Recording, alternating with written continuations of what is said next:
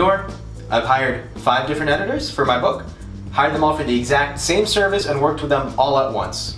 Michael, that's a lot of wasted money. Yeah, but my book is going to be proofread to hell. You don't need that many. Why? Oh, Michael. It's only my life savings. Oh, Michael. And my kid's bank account. No. Took out a mortgage on the house. You have a kid? No, but if we did, his bank account, or her. Oh, God.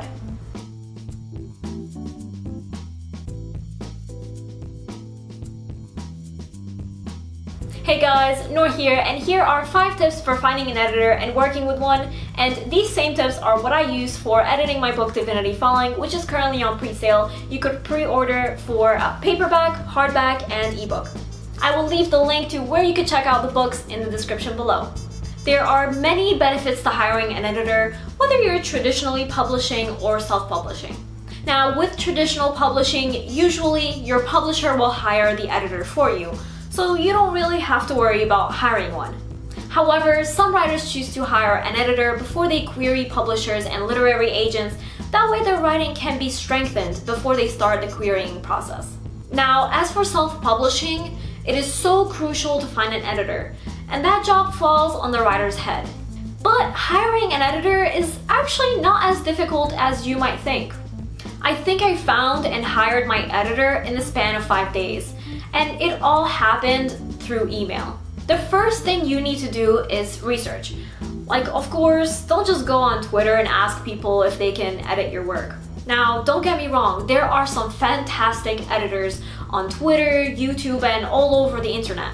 But you shouldn't just hire them because they proclaim they're editors. Do your research. Not everyone who claims to be an editor is an editor. Some might not even have any editing experience under their belt, and it would be a scam if they charged you a lot for a poor editing service. And let me be clear, just because someone has a writing degree or can edit essays or has edited their friend's book for fun doesn't mean they're an editor, and it sure doesn't qualify them for the job. You could still have them read your work, edit it, but you should still hire a professional editor to look at your book. A professional editor has worked at a publishing or editing company for years, and they have their own portfolio of books they themselves have edited. An editor can spot a mistake in your manuscript from a mile away because they've been doing it for such a long time and they're trained at that. Now, even if you hire a freelance editor like I did, make sure to look at their experience level.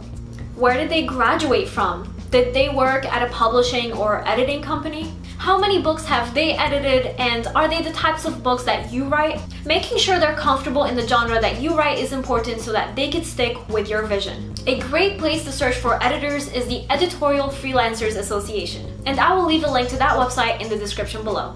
That's pretty much where I found my editors, and I didn't have to look anywhere else. The reason this is a great place to look for editors is because everyone here is legit.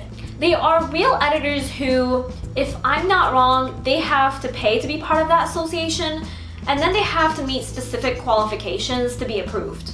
So do your research on here first, and then choose at least 10 editors that you really like, that way you could email them.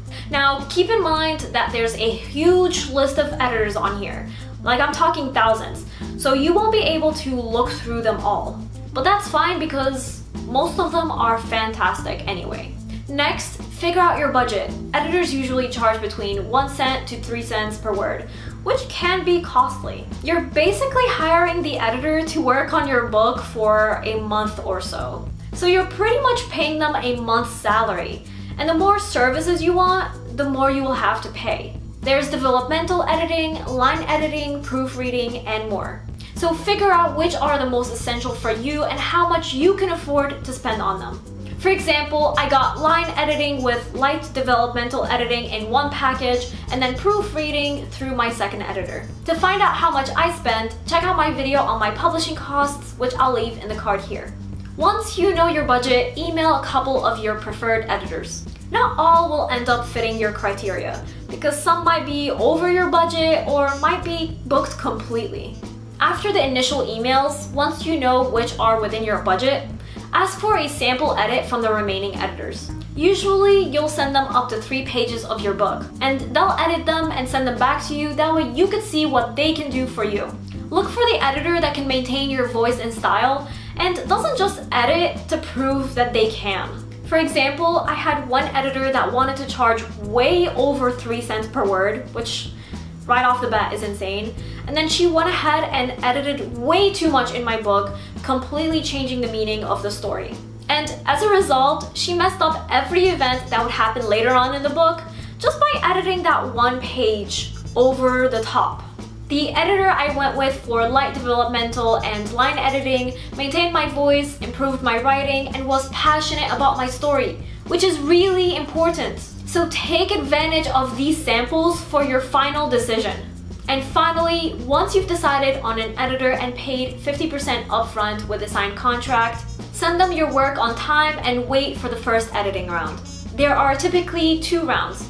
Once the first round is done, they'll send you the edited manuscript back. Go through it, accept or reject the edits, make the necessary changes based on your editor's notes and advice, ask any questions you might have, and then send the manuscript back for round 2.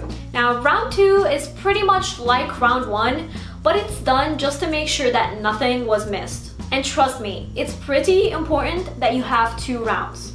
And before you receive the second edit from round 2, make sure you pay the remaining 50%. Make sure your editor is available to work on your manuscript in the time you need it by before you hire them. Otherwise, you'll mess up your publishing plans and be locked into a contract you already paid 50% for. So definitely make sure you know the process with that particular editor before you sign a contract.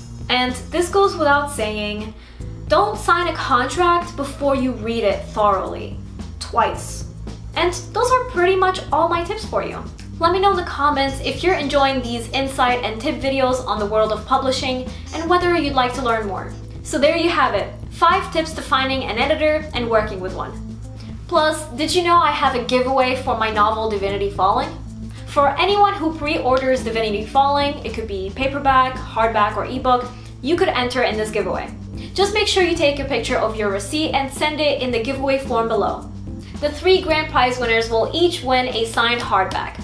Plus, I will be giving out other book-related goodies throughout the duration of the giveaway. The giveaway ends on October 1st when the book comes out. And whoever enters in my giveaway will receive the first 5 chapters of the book in advance. So be sure you pre-order my book and then fill out the giveaway form, which I will leave in the description below. And finally, consider joining my Patreon. I have lots of content tailored for writers, including writing templates, guides, and exercises. Plus, supporting me on Patreon helps me keep this channel going. So definitely check it out. I will leave that link below. And remember, Nour for president!